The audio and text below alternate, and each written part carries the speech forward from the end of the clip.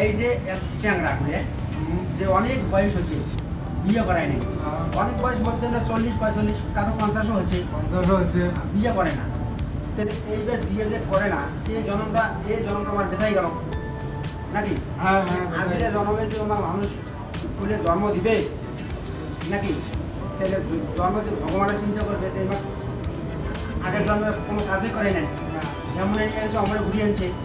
আর যত কই নিয়ে দেয় আমরা মানুষের কবে যে আমরা হিজড়ে তেলি রে পাই না।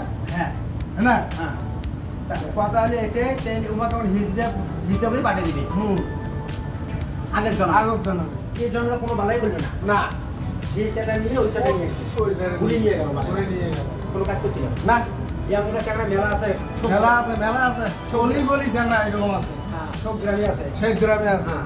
তো ওই সমস্ত চেংড়া আমরা জানি হিজড়ে টাইপের হবে, মানে পরের জন্মে, পরের জন্মে হ্যাঁ হিজড়ে টাইপের হবে, হিজড়া হবে, পরের জন্মে বানিয়ে দেবো। মানে আমরা কাজে গাই না, হাত তালে দেবে আর পাশে বাংলাবে 10 টাকা করে দেবে, হ্যাঁ 20 টাকা দাও। হ্যাঁ। ট্রেনের মধ্যে যেগুলি আছে অমন কাজ ওই দেখান করবে।